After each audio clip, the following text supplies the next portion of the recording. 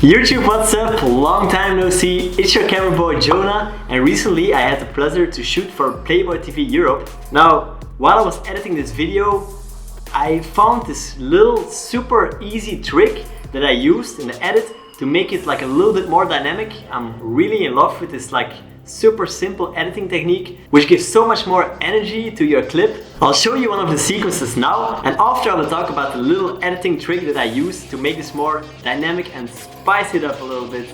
Roll the clip.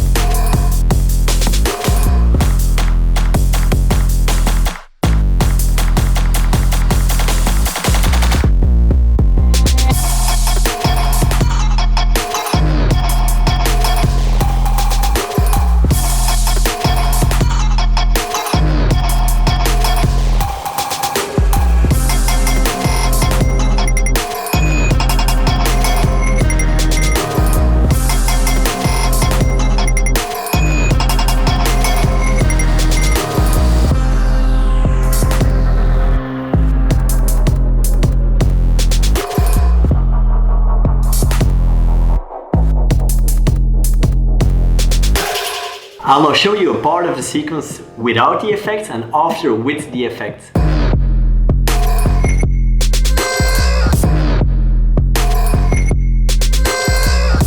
Okay, enough looking at butts. Now let's hop into Premiere and see how this effect is done.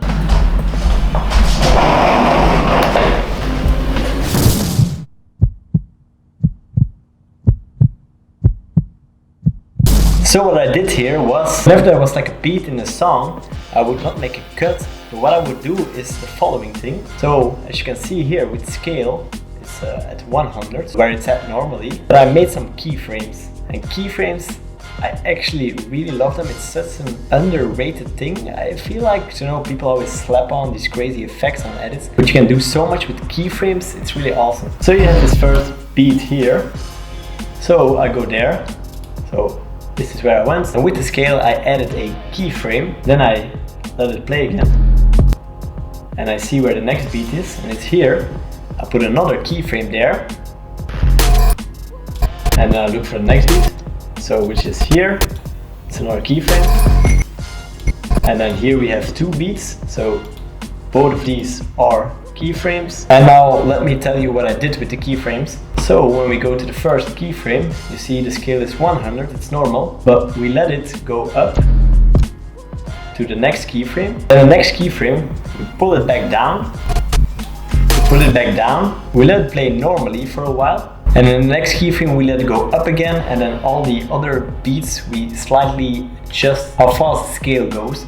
So like it goes maybe from 100 to 110, and then the other ones go quickly to 140, so it's more like a harder jump. And now with all these keyframes in place, it gives kind of like this trippy effect, because I'm just moving with the gimbal forwards and then backwards, but with these frames that go like in and out, it gives like this kind of trippy, warpy in and out effect to the image, which I really like. And then here in this part, because the beat goes quite fast, all I did was actually go to speed and put it at 200 to make the movements of the models a little bit faster. And then again we did the scale effect. We had 120 here, and then it ends at the normal 100. If we go to the keyframe, we can see it ends here to 100. So it just makes this pulling back motion even more intense. I use this effect because sometimes it's nice to not always cut on the beat, but instead let some clips run a little bit longer and then use like an effect when there's like a beat to still keep like the flow between like the images and the beat. But this way your sequence gets like a little bit more random, so it's a little bit more exciting for the people to watch it. It gives them a little bit more engaged, because you won't always have like the cut whenever there's like a beat that you can cut to. That's why I use this effect in the sequence. And actually, it's pretty funny because we're not using like a real nice normal video light. This is a studio strobe. Uh-oh. Well, it's back. Okay, so this is a studio strobe from my friend Ari, who is behind the camera at the moment. And we're actually using the modeling light now. So I thought it looked pretty nice. I only have these...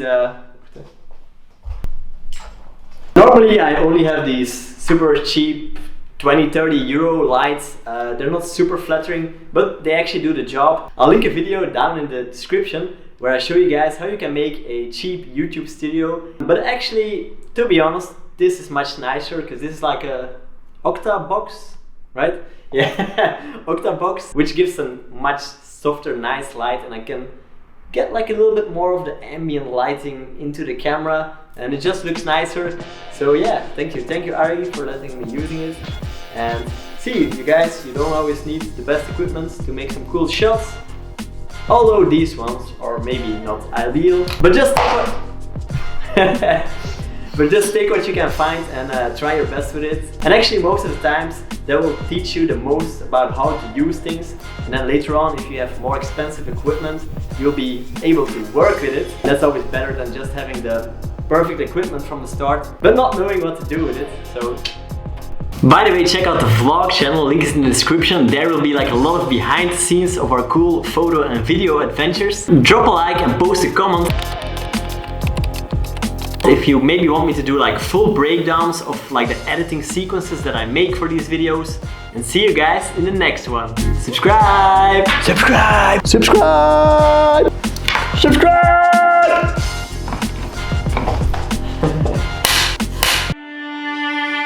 I'll link a video down in this. I'll link a video down in the. I'll link a video down in the. But not. No, but not. But not. No, but not. Ja, even stoppen. Ik heb beluisterd.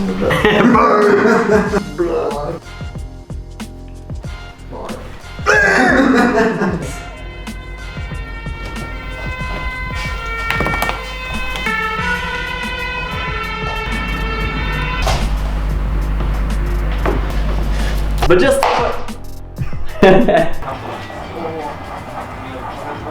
by the way, guys, this is JC. What's up, guys?